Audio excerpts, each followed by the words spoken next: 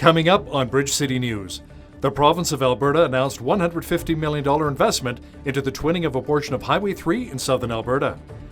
Canada's highest court squashes any new appeals regarding the Trans Mountain Pipeline expansion. And 3 young children, all under the age of 5, die in a tractor accident just outside of Montreal. Your nation. Your province. Your southern Alberta. From the heart of Lethbridge, it's Bridge City News with Hal Roberts. Thanks so much for joining us. The province of Alberta announced that it will be twinning a 46-kilometre stretch of Highway 3 between Taber and Burdett. The $150 million twinning project will create around 750 new jobs. It is part of the province's $10 billion economic recovery program. Alberta Premier Jason Kenney made the announcement earlier today in Taber. Most importantly, it's a commitment by Alberta to the long-term twinning of the whole Highway 3 corridor as part of our vision of this being the premier agri-food and agriculture corridor in Canada. Economically, the economic growth is huge. It's going to be a huge benefit down the road, and obviously this project is probably going to be within a year before it actually starts, shovel in the ground project, and 2023 completion date. So overall, they talked about the ratio of $1 spent to $3 gained back with this twinning project. So that in itself, I think, says it all economically in Devine. Well, if you think about some of the major food processors that are in Lethbridge, many of their commodities come from the Highway 3 corridor. So anytime you can make a supply chain more efficient and increase velocity and safer, that's good for processors. It's more predictable and reliable supply chains, but it also means their raw commodities get to the plants faster, and it means their workers in the region can get to and from their place of work safer. And all of that is good for industry and good for future investment. In addition to the twinning, there will also be improvements to Highway 877 at Grassy Lake. The stretch of highway sees close to 4,000 vehicles each and every day. The province also recently announced an investment of $27.8 million into funding a new conference centre at Exhibition Park. Trevor Lewington with Economic Development Lethbridge says this initiative will help bring even more agribusiness our way. Really is going to give Lethbridge a world-class facility to host large-scale, events, conventions, those kinds of things. And the intent behind the redevelopment is really to create a hub for the agri-food industry. It's a place to showcase our products and our talent. It's also a place to bring people together, combine, the innovation of our post-secondary sector, and bring everyone together in one spot to really show what Canada's premier food corridor, with Lethbridge as the anchor of one end, is all about. The Lethbridge Soup Kitchen received a generous donation today, over 5,000 pounds worth of potatoes. We're always very, very thrilled when organizations and individuals step up to help us, and sometimes in a really big way.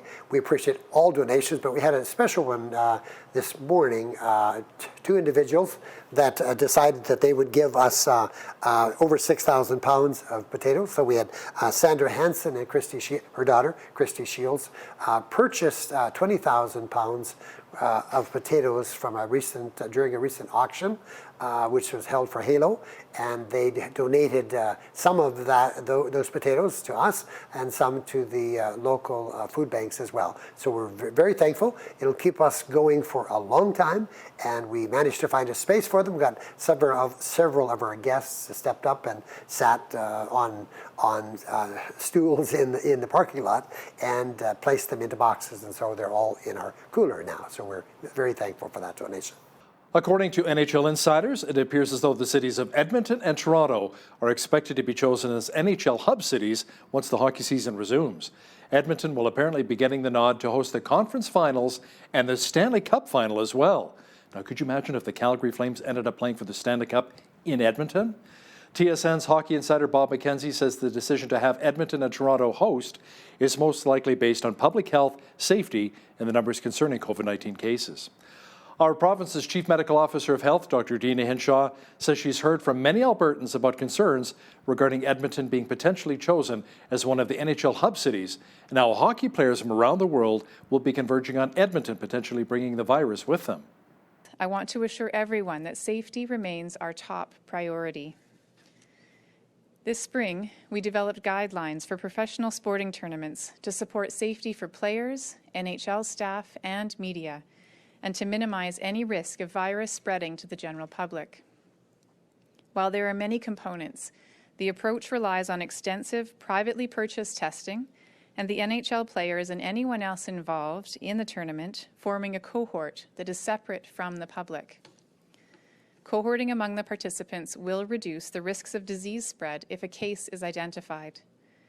If Edmonton is chosen for the NHL's event, health officials will work with all applicable partners to ensure the guidance is followed to protect the public and those involved in the tournament. The province said that there were 65 new cases of COVID-19 today. Also, 7,500 Albertans have now recovered from the virus. Here in the South Zone, which includes Lethbridge and Medicine Hat, there are 49 active cases of the virus with no one in hospital.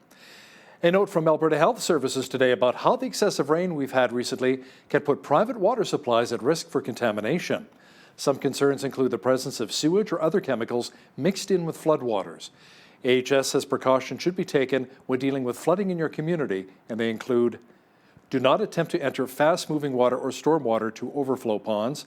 Do not use any water well or cistern that has been contaminated with floodwater. Do not drink or come in contact with any floodwater which may contain E. coli, and always wash your hands if you come into contact with floodwater. Medical Officer of Health for the AHS South Zone, Dr. Lizette Ellemure, says that most people know to stay away from this water, but it's still important to warn the public nonetheless. So we're trying to emphasize to people to be very careful and to stay away from sort of what they call surface water. So ponds and dugouts, those kind of things are not clean because floodwater probably has come into that, and floodwater usually has things like chemicals and sewage and debris and that kind of thing. So we're emphasizing anytime you're in contact with any type of floodwater or surface water like ponds, just wash your hands really well and don't use it to drink or clean or wash yourself with or swim in and that kind of thing.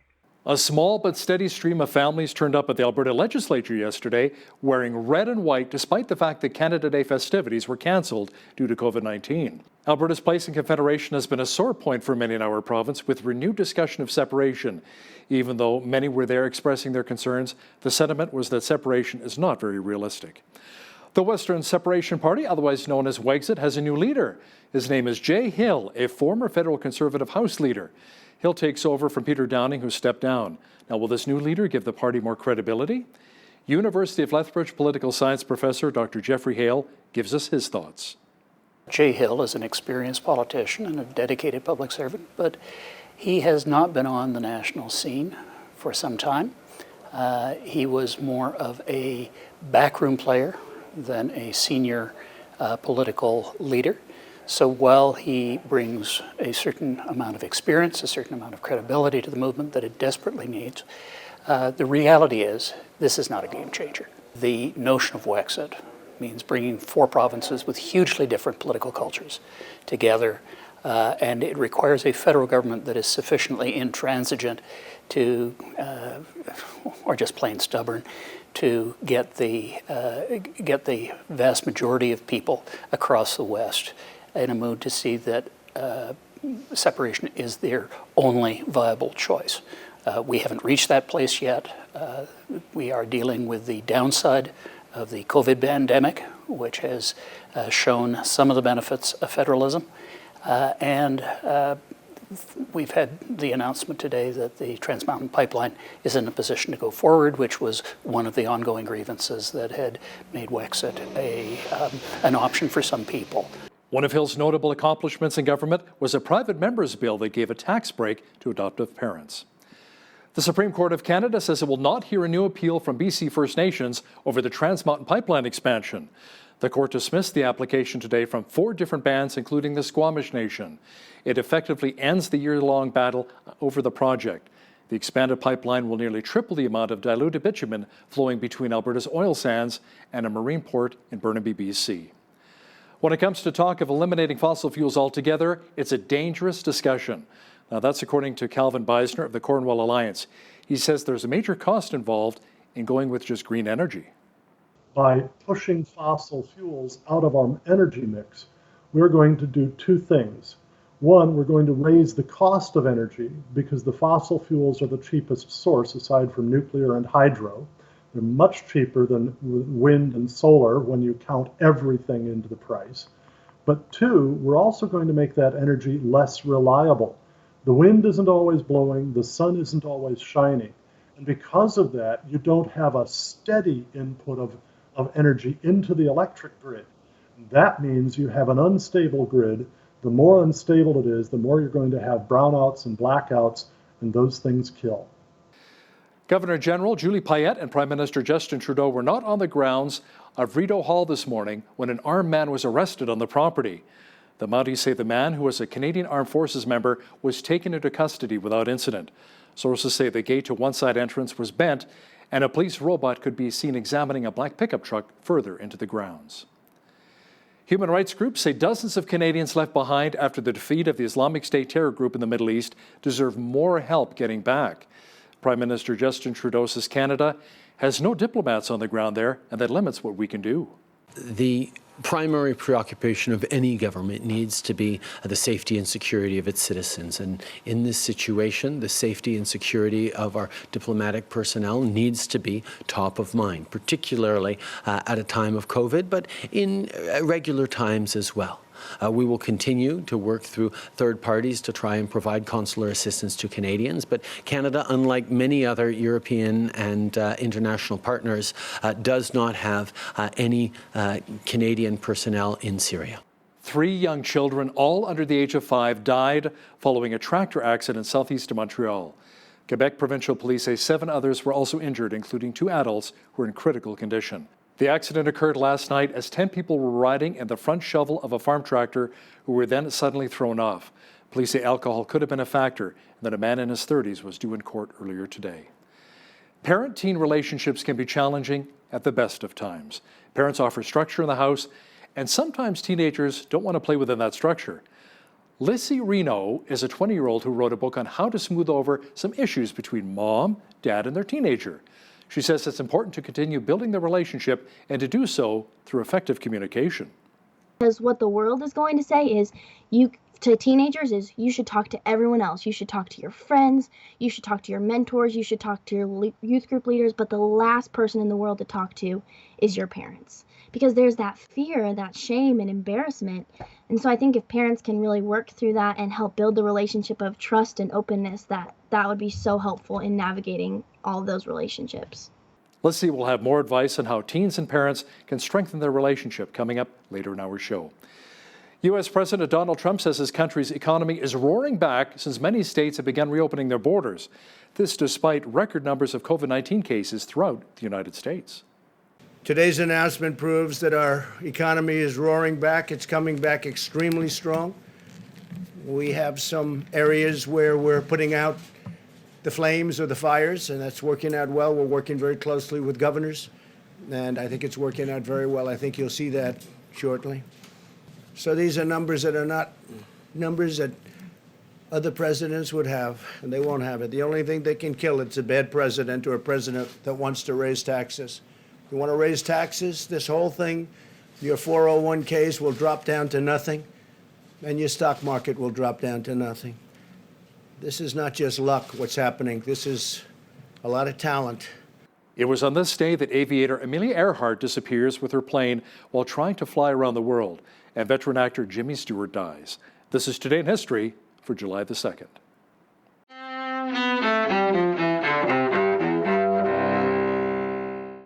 July 2nd, 1776. In Philadelphia, the vote that sets the stage for America's Declaration of Independence 2 days later. The Continental Congress passes a resolution saying Britain's 13 colonies are and should be free and independent states. 1964. In Washington, President Lyndon Johnson signs America's most sweeping civil rights law in nearly a century. We believe that all men are created equal, yet many are denied equal treatment. 1937. Aviator Amelia Earhart and navigator Fred Noonan disappear in their plane over the Pacific Ocean. The pair, who were trying to fly around the world along the equator, are never found. Their fate remains a mystery. 1881. Months after taking office, President James Garfield is shot at Washington's railroad station. Garfield dies 2.5 months later. His assassin, Charles Guiteau, is tried and executed the following year. 1961, author Ernest Hemingway shoots himself to death at his home in Ketchum, Idaho. He was 61. And 1997. Get me back! Get me back! I don't care what happens to me! Get me back to my wife and kids! Actor Jimmy Stewart dies in Beverly Hills, California. The star of It's a Wonderful Life and other movie classics was 89. Today in history, July 2nd. Sandy Kozel, The Associated Press. Reports say close to 4,000 Christians are killed for their faith annually. Now, to honor those who lost their lives, believers recently took part in the Day of the Christian Martyr on June 29th. As we hear in this next report, groups like Voice of the Martyrs and Release International honored some of the true heroes of the faith whose dedication to the gospel cost them their lives. According to church tradition, June 29th marks the martyrdom of the Apostle Paul. This year, Christians around the world took time on that day to honour the legacy of those who sacrificed their lives for the advancement of the gospel. One of those at Voice of the Martyrs honoured this year was Pastor Jean-Paul Sankagui, who was shot to death outside his church in Ramanji in the Central African Republic 3 years ago. His name was added to the Martyrs Wall outside VOM's headquarters in Bartersville, Oklahoma. VOM Radio's Todd Nettleton paid tribute to his life. He knew the danger. He knew that his safety was at risk. And yet he also knew the call of God to shepherd his flock and to reach Muslims for Christ. He decided in his heart that answering that call was worth any risk. Today we honor the memory of Pastor John Paul Sankagui and his sacrifice for the cause of Christ. Meanwhile, in the UK, Release International commemorated the 4,000 Christians who were killed each year for their faith as part of the Day of the Martyr. The charity's Andrew Boyd hosted a Facebook Live event that evening, which included a moving interview with the daughter of Reverend Hussein Soodman, an Iranian pastor who was hanged for apostasy. In last few days of his life, while we went to see him in the place he was, and while he was waiting to see us, they showed his family us to him, and they gave him, I offered him, as I mentioned, choices that this is your family, and this is the last time you are seeing them, so you have options. Your family or your faith, and obviously he chose his faith. Boyd concluded by sharing how Christians can continue to honour these heroes of the faith by standing with the suffering church worldwide. It's to connect our hearts as Christians enjoying freedom with our brothers and sisters. They need our prayers, they need our support, we need to stand with them, but it's connecting them with us too, because actually we really need to capture their overcoming spirit, their absolute determination, as typified in that story of Reverend Hussein Soodman. Peter Wooding for the Global News Alliance.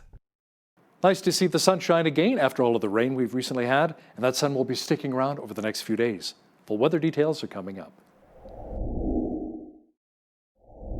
We had a mixture of sun and cloud earlier today. Tonight clearing with a low near 7.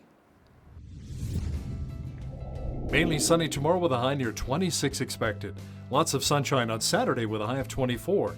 Pretty much the same picture on Sunday. A nice weekend is shaping up. Monday, more sunshine and a high again near 24 degrees. The clouds return on Tuesday, bringing a slight chance of rain and a high of 23. Wednesday, mainly cloudy and a high near 23 again. Looking at the almanac, the average high for this time of year is 24 degrees and an average low of 10. The highest temperature in this state was a scorcher, recorded in 1985 at 34 degrees, and the record low was 3 in 1992. Sunrise was at 5:29, sunset at 9:42. Let's see how tomorrow's shaping up across the country now. Expect light showers and 18 degrees in Victoria, rain and 18 as well for Vancouver. Expect sun mixed with cloud and 22 degrees for Calgary on Friday. Light showers at 23 for Edmonton. A good chance of showers and 29 degrees for Regina. Sunny and 28 for Saskatoon. Winnipeg had a heat warning today. Tomorrow, a good chance of rain developing and a high near 32. Toronto, expect a few clouds and a high near 32 as well. Expect lots of sunshine and 31 degrees for Ottawa tomorrow. Montreal had a heat warning today. Tomorrow, slight chance of showers developing and a high near 28. In Atlantic Canada, Fredericton should be overcast and 24. A mixture of sun and cloud at 24 as well for Halifax tomorrow. Charlottetown will be mainly cloudy at 19. And in St. John's, Newfoundland, expect showers or drizzle and a high near 13 degrees for tomorrow. The Supreme Court of Canada has effectively ended the years-long battle over the Trans Mountain Pipeline expansion. It has refused to hear an appeal by a group of BC First Nations of a federal Court of Appeal ruling last February that allowed the second federal approval of the project to stand. It said the government made a genuine effort to hear and accommodate concerns raised. Many in First Nations communities disagreed and asked the Supreme Court to hear the case. As is customary, the court did not give reasons for its decision. Both Ottawa and provinces have agreed to extend the commercial rent relief program for the month of July.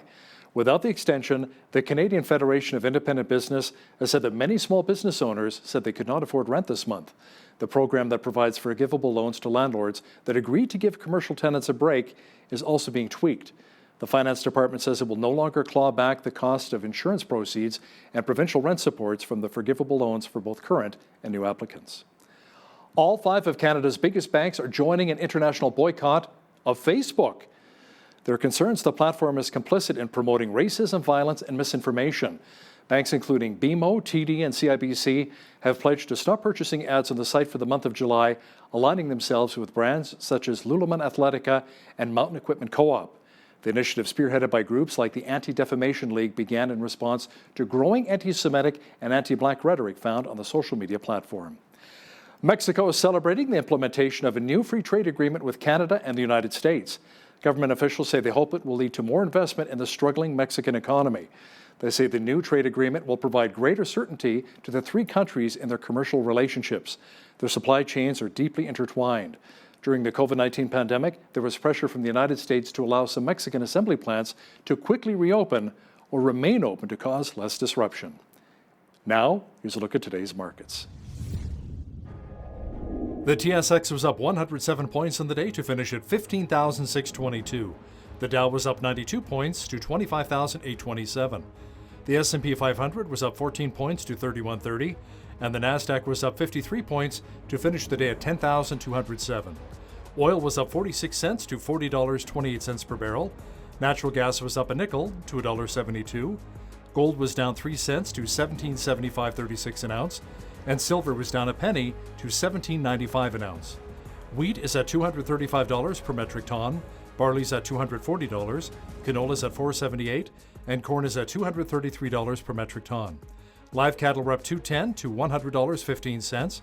Feeder cattle were up $1.80 to $1.36, and lean hogs were down 8 cents to $45.35. The Canadian dollar was down slightly on the day to $73.70 US. Recapping one of our top stories this hour, the province of Alberta announced that it will be twinning a 46-kilometre stretch of Highway 3 between Taber and Burdett. The $150 million twinning project will support around 750 jobs. Government officials say the project will drive economic recovery and diversification in southern Alberta and will improve safety along the increasingly busy portion of the highway. Highway 3 is a vital east-west link and is the major connector between Saskatchewan and BC, south of the Trans-Canada Highway. Construction is slated to begin next year and will take around 3 years to complete. Is green energy the way to go for Canada's future? Dr. Calvin Beisner with the Cornwall Alliance says there's a danger with just going green, and he will explain why in an interview with BCN's Jeanette Rocher next. The environment has made many worldwide headlines. Joining me now to discuss the issue is Dr. Calvin Beisner, national spokesperson for the Cornwall Alliance, a group made up of natural scientists, economists, and theologians. Dr. Beisner, welcome to the show. We are so happy to have you on today. Well, thank you very much. It's great to be on the program with you. All right, and I should have mentioned to you, you're joining us from Memphis, Tennessee, correct? Yes. Okay, excellent. Now, since this is right up your alley, why don't you tell us, in your opinion, what makes a true environmentalist? Well, I think a true environmentalist is simply somebody who thinks, I want to make my life the kind of life that leaves the earth a better place than when I entered it.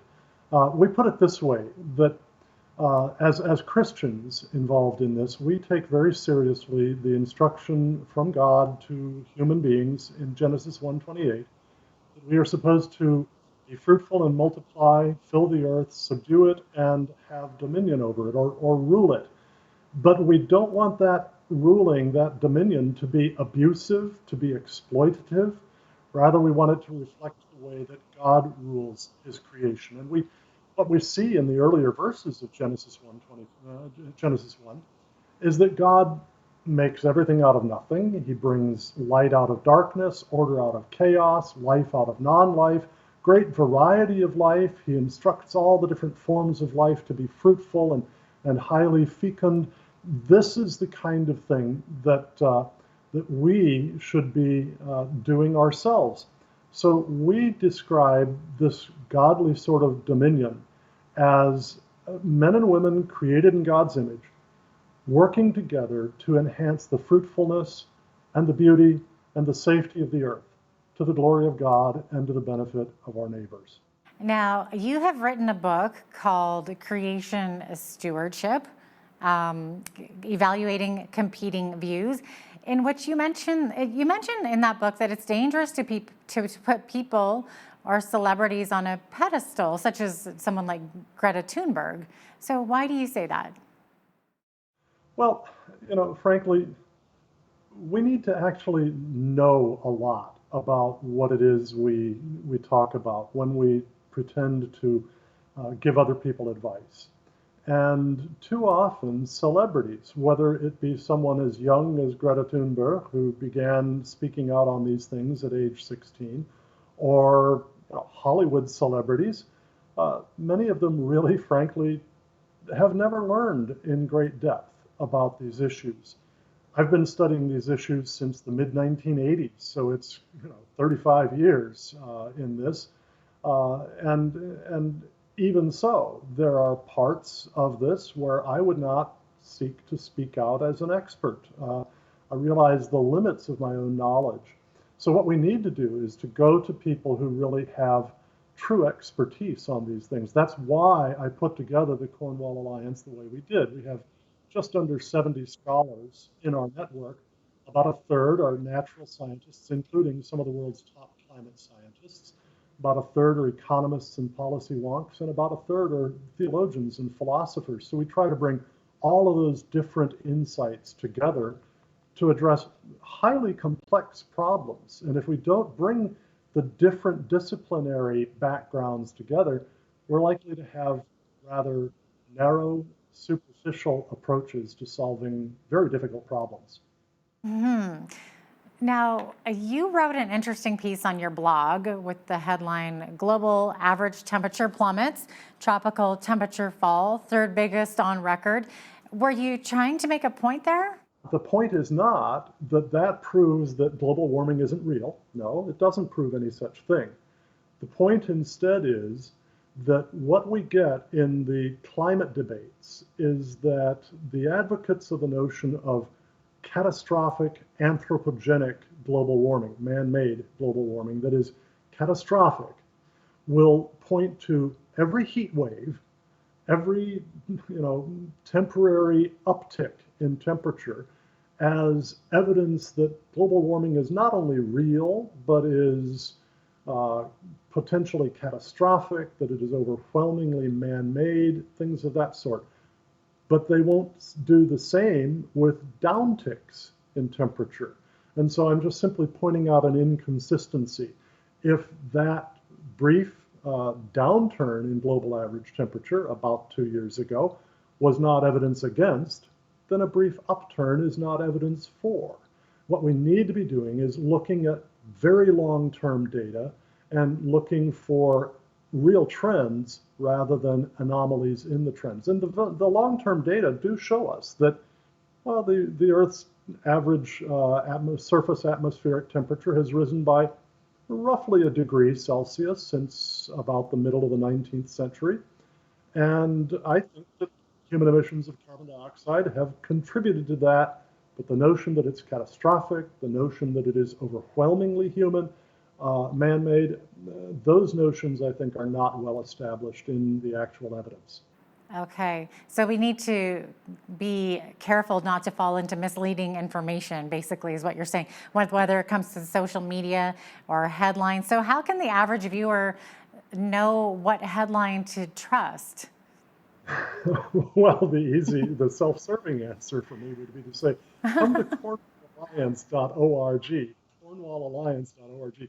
But, really, the Apostle Paul tells us in 1 Thessalonians 5:21, test all things, hold fast what is good.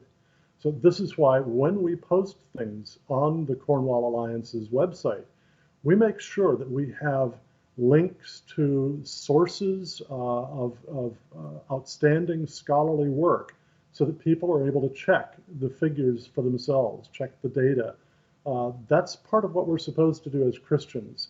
And that's really the heart of what it is to be scientific.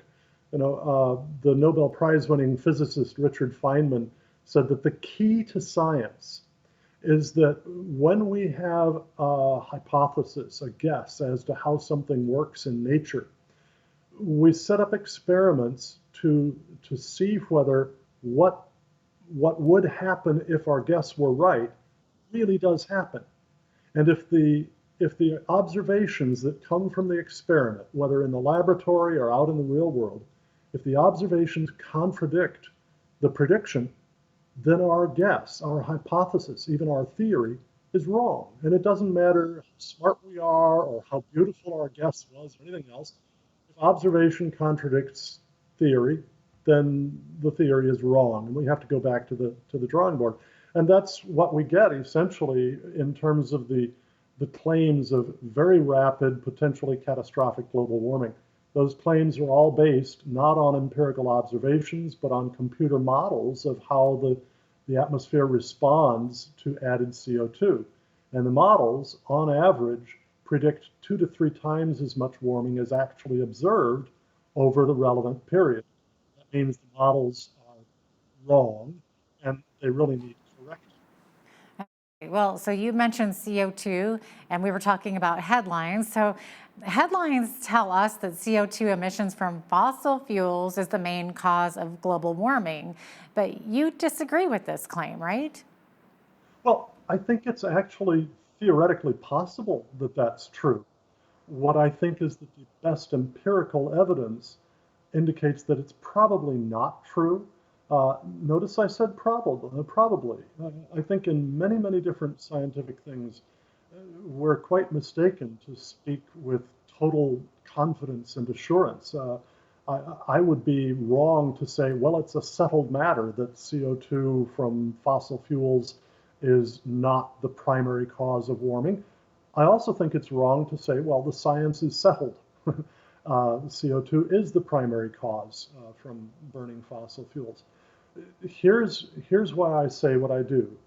It's precisely because the computer models of global climate predict 2 to 3 times as much warming as actually has been observed in response to the added CO2 in the atmosphere, that we know, therefore, that the models are wrong, that they are over-predicting the amount of influence that CO2 has on global average temperature.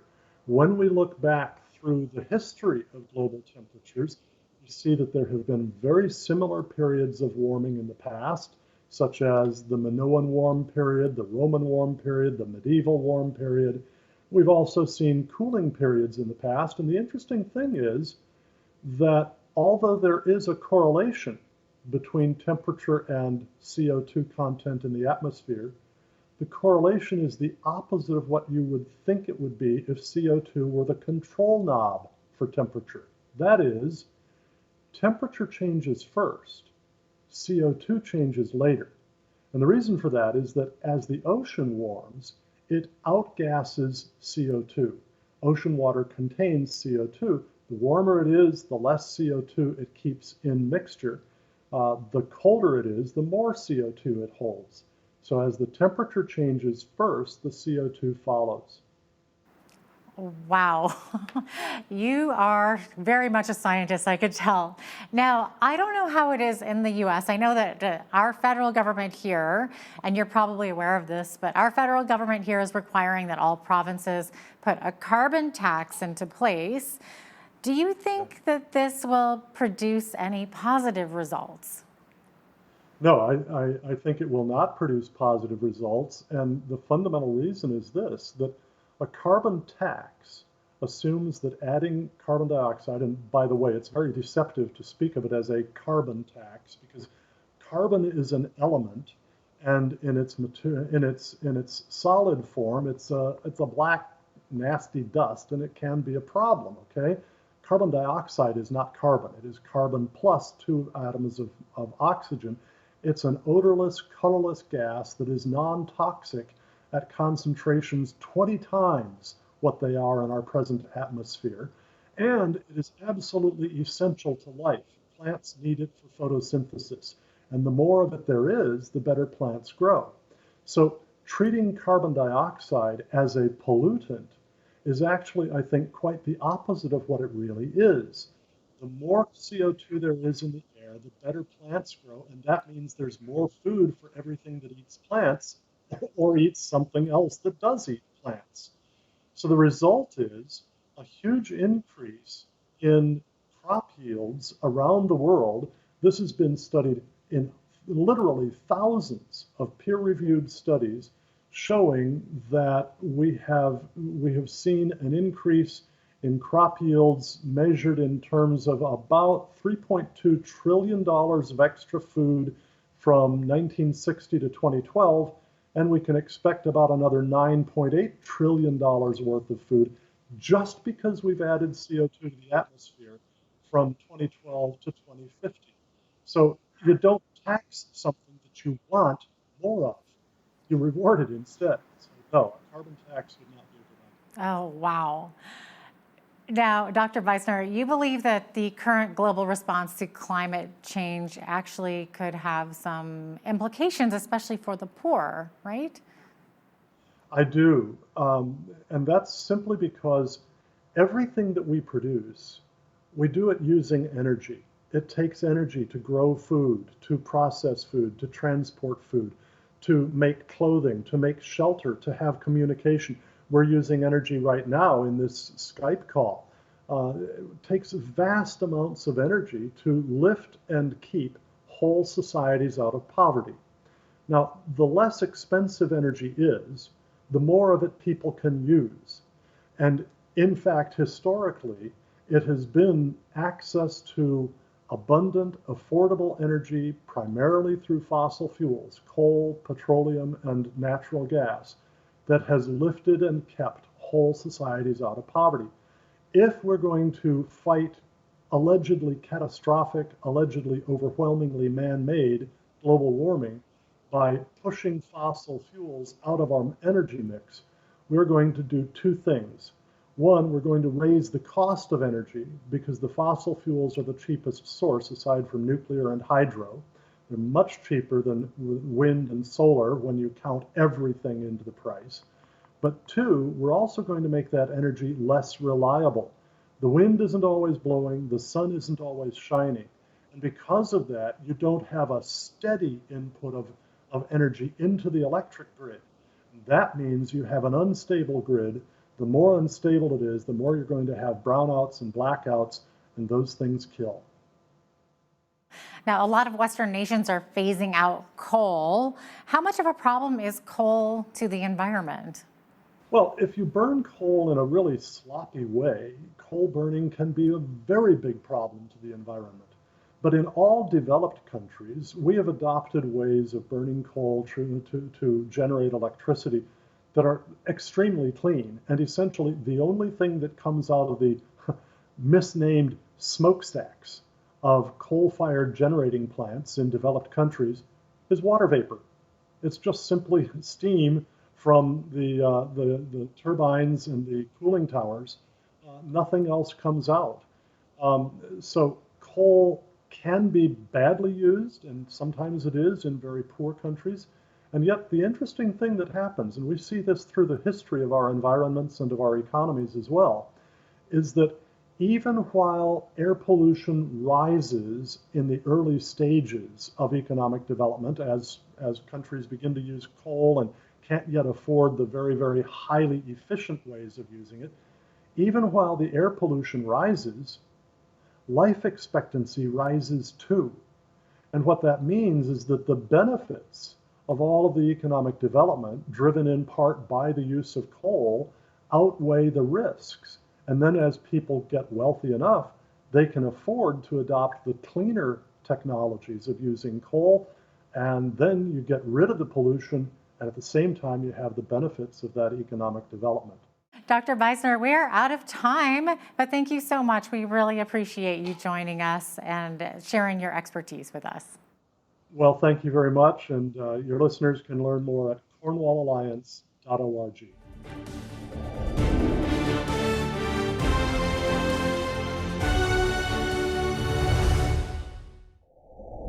Teenagers are often frustrated with their parents for the rules they need to follow, and parents get frustrated sometimes with their kids not following the rules.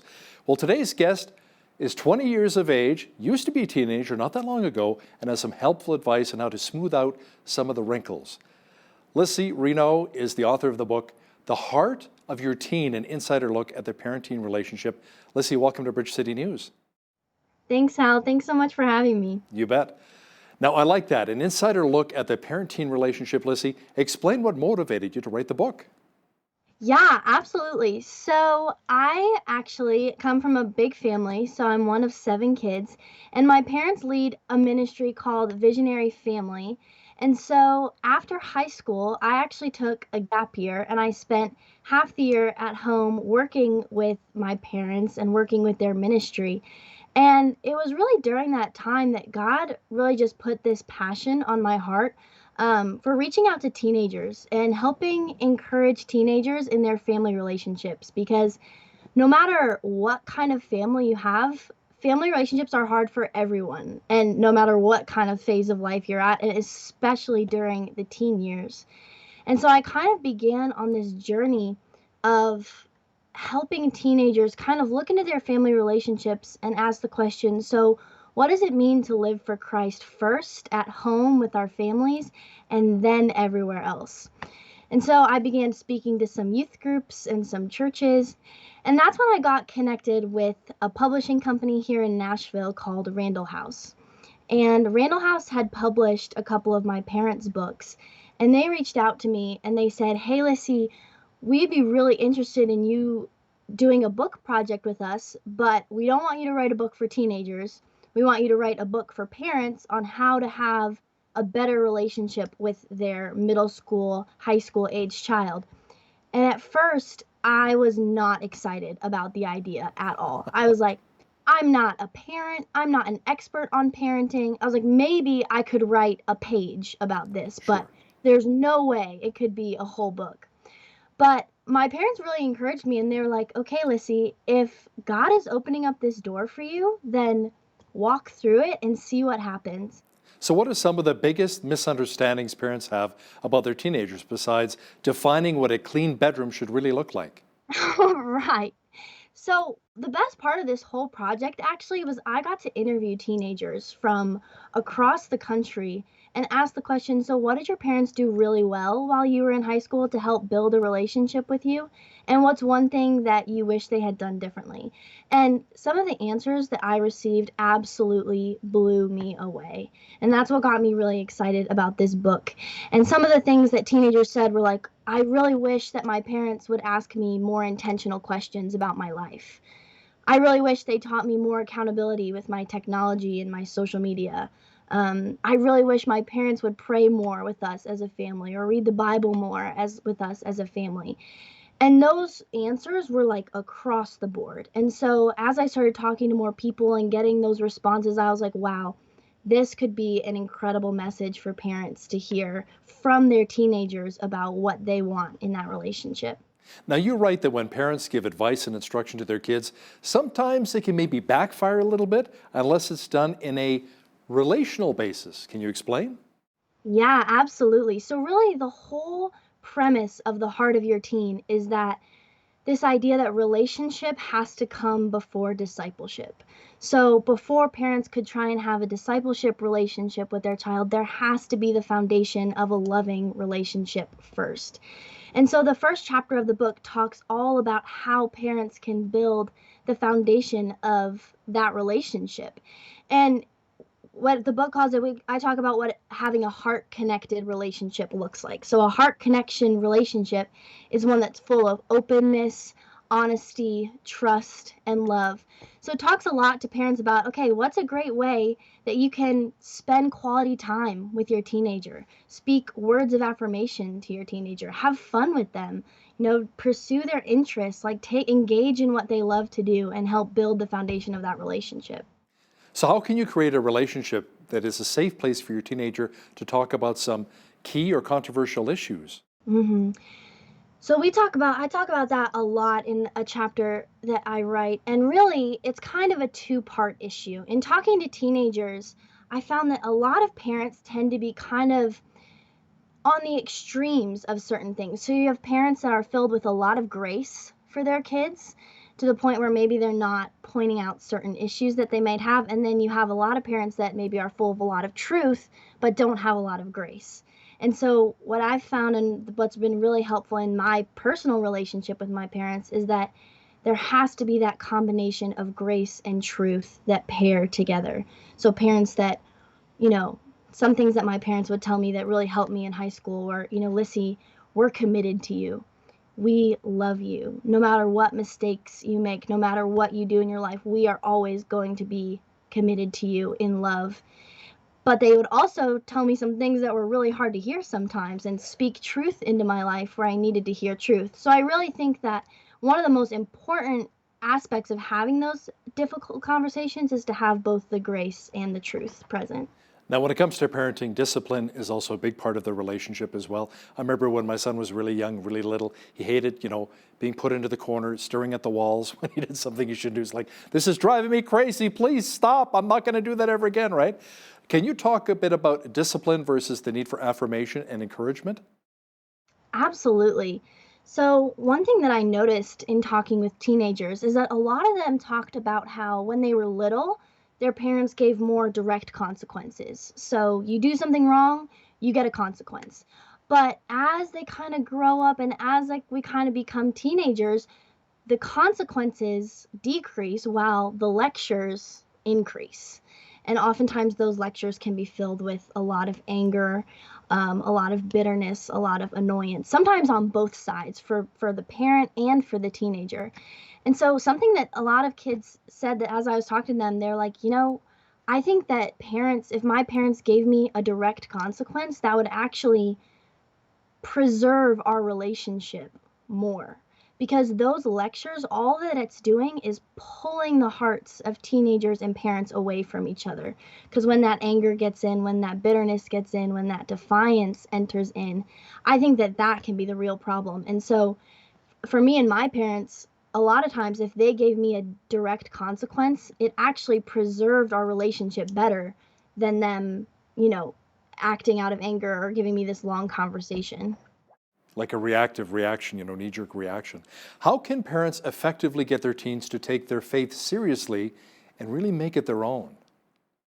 Yeah, well, I think that I've seen, just as I've been growing up and kind of diving into this topic more, and like I said, how I am not an expert on parenting. I am not a parent myself, so all I can really give is sort of just my observations of what I've seen and what's been really helpful for me. But something that impacted me the most as a teenager and as I've been kind of becoming more independent and making my faith my own is just, first of all, my parents communicating their commitment to me. That was huge. The next would be seeing the faith of my parents active in their own lives. When I come down in the morning to see my dad at the breakfast table with his Bible open and doing his devotions, or my mom sharing with me about how her faith is impacting her personal life. And then also my parents just being willing to allow me to make some decisions about my faith, to press into the fact, it's okay to have doubts sometimes. It's okay to question what you believe. It's actually a good thing to be able to wrestle through those feelings and decide for yourself what you believe. But something that my parents did that was so helpful was just they always communicated that if I was having those feelings or if I was having doubts, they were the safest people in the world for me to talk to about those things. And I could come to them with anything that I was feeling, and they would listen and be able to help me sift through that. It's not uncommon for a teenager today to say to their parents, I'm not going to church anymore. That's it. I'm done. I'm out. How should parents really handle a situation like that? I think that's really tough. And I also think it depends on the age of your child. Now, if the child is in middle school, if I were a parent, I would say, okay, if we're paying for your life, if you're living under our roof, you're going to come to church with us because that's what our family does. Now, now maybe your teenager is in college and independent and they're not wanting to go to church.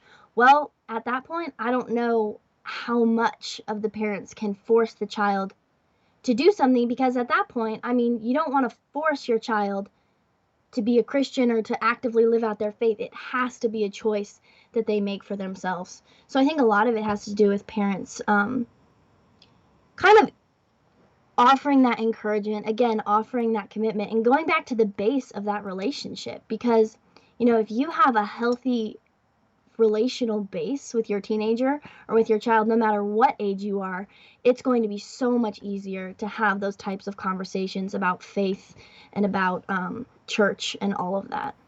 A lot of parents want respect from their teenagers, and I guess teens also want respect from mom and dad too. What needs to happen in order for mutual respect to be there? During my senior year of high school, God really just convicted me on exactly that issue. And I think it really has to do with the fifth commandment, the call to honor your father and mother. Because for a long time, growing up in my house, and my dad's a pastor, and I was always the good kid on the outside, like, all my teachers and all my friends would always be like, "Oh, Lissy, you're so great, you're so mature, you're so wise." But at home, my parents would be like, "Okay, Lissy, you were rude to your sister yesterday. We see you being a little selfish in these areas. We think you need to work on this, this, and this."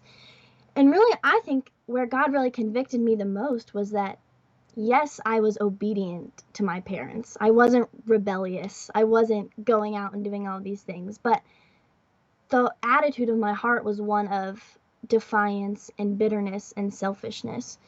And so it's that piece of what is obedience versus honor, because honor starts in the heart and obedience overflows from that. But if I was having just the actions on the outside that were making me a good kid, but my heart was full of dishonor towards my parents. And so I think that that's something for parents who, even if they have kids that are really young, to be able to start discipling that. Because, my parents could tell. If they told me to do something and I obeyed them but had a terrible attitude about it, they knew. And so I think parents can really start seeing that in their kids and start helping them disciple them in those areas. Now let's talk a bit about social media and technology. What kinds of boundaries should parents be putting in place? Well, how that is really a hard issue, because social media and technology it's everywhere for teenagers, and it's how we communicate, and it's just so ingrained in our lives. But what I talk about in the book, and there's a chapter on technology, is that really the key ingredient in our home was accountability. Because, as parents, you are never going to be able to keep absolutely all the junk outside of your child's life at all times. It's just impossible in the world that we live in. But in our house, we had to create this culture of accountability. And so when I got my phone, when I got my social media, my parents really communicated to me that, Lissy, your phone is not your private information. Like, we have the right to look at your phone at any time that we want.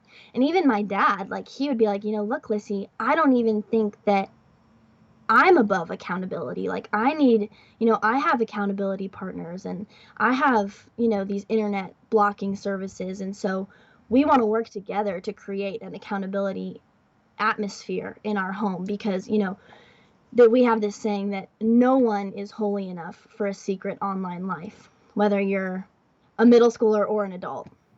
Now, we should also probably talk a bit about dating and the challenges of remaining pure in a sex-saturated world, Lissy. What advice do you have for parents and teenagers when it comes to sex? I mean, that is a really tough question. And again, I think that it all goes back to that piece of the heart-connected relationship that you have with your child. And so I remember when I was in 8th grade, I think I had a crush on a boy at school, and I just really felt this like urge that I needed to be sharing those feelings that I was having with my dad, or just get some advice from him and talk to him. And I just remember having this like pit in the bottom of my stomach, like it was the last thing in the world that I wanted to do. It just absolutely made me sick. And I was like, this doesn't make any sense. Like, I have a great relationship with my dad. I love my dad. I know my dad loves me. Why am I so afraid to talk to him about these things? And really, I have come to really believe that that was spiritual attack coming against the relationship that I had with my dad. And so I think so much of that dealing with relationships and sex and dating and all of that is, you know, if kids feel like their parents are safe people to talk to, then, you know, that's a win. That is a win for that relationship, because what the world is going to say is to teenagers is you should talk to everyone else. You should talk to your friends. You should talk to your mentors. You should talk to your youth group leaders. But the last person in the world to talk to is your parents, because there's that fear, that shame and embarrassment. And so I think if parents can really work through that and help build the relationship of trust and openness, that would be so helpful in navigating all of those relationships. Leslie Reno is the author of Heart of Your Teen, an insider look at the parent-teen relationship. Thanks a lot for joining us today from Nashville, Tennessee. Thanks for having me. On behalf of all of us here at BCN, I'm Hal Roberts. God bless, and thanks so much for watching.